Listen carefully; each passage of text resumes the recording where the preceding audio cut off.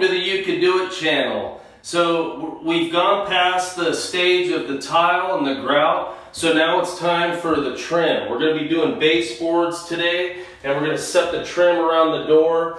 We're going to be starting the wainscoting, and we're going to do some trim up around the ceiling. And we're trying to get the vanity in here, so we got to place some baseboard around the sides where it's going to be tough and difficult to get that in after the vanity's in, and so we can place it. And we're going to do a backsplash on the wall here, but we want to get the vanity in so we can place it. So I'm going to be setting some trim, so stay with us and you can see how we do it.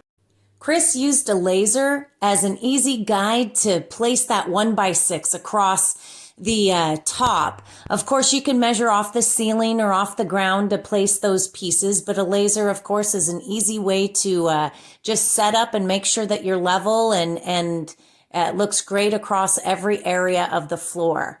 So the baseboard at the bottom is a 1x6. That's what he used as the grounding. Then we had side trims running up the entire length of the wall, 1x3. We used a small little alcove molding in between those 1x3s. The cross trim was a 1x6 topped with a chair rail and a 1x1.5 inch molding. And then we topped the wall off with a 1x3 inch crown. This tool is amazing. You can use this on PVC molding, and Chris is trimming out the inside of every one of those wainscoting rectangles that he made across the wall. So that trim tool right there, he's marking it first with a DeWalt razor blade, instead of using a pen or a pencil that actually would take up the girth of a measurement. He's using a thin razor blade, and then he's using this tool. It's called a whisk. It's a PVC molding cutter. It will cut at any angle that you want it to cut at. You just place it exactly the measurement you want, which in this case is a 45-degree angle, and it snips right through that molding without any issues at all. So, of course, he's just running around the interior of every one of those molding trims that he made with the 1x6 and the 1x3.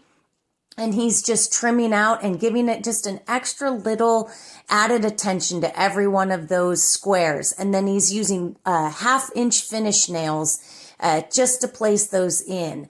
Now, of course, some of the nails don't go all the way in, so he is using a set in order to just set those nails right in. The DAP plastic wood is in that tube right there that he's filling in a lot of those holes on the 1x6 and the 1x3.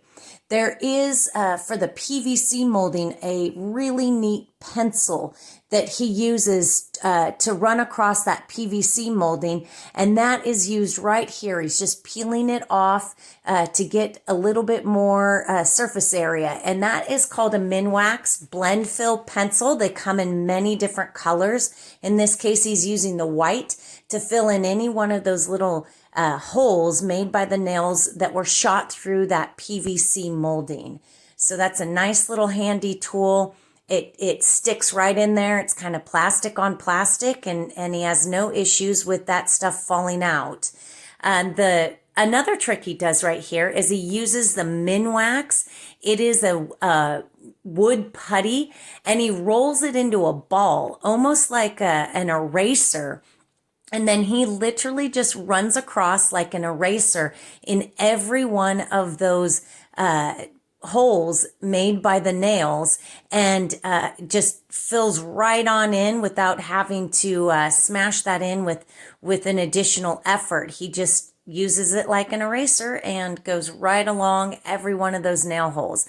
Of course, this is pretty tedious work trying to fill in every one of those holes prior to painting, but it's a very important step for a flawless finished look.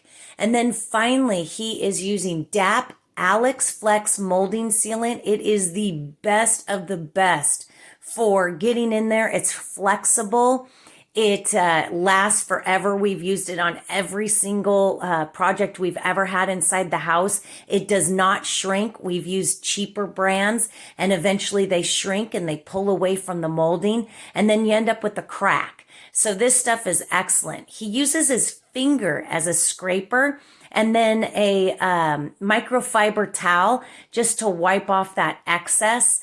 The finger seems to be better than any one of those molding tools. It just really gets in there and gives a really nice finished look. And then finally, I finished this off with 2 coats of that Valspar exterior paint. It's mold resistant and it's great for wet surfaces or environments. So that's what I use. I finished that off and we just have this beautiful trimmed out bathroom.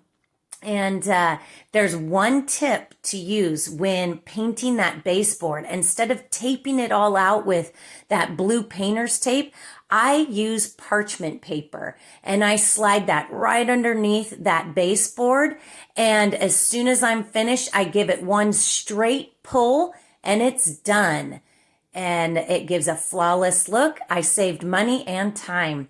Thank you so much for watching. Be sure to tune in to all our other bathroom remodel videos. Like, subscribe, and share.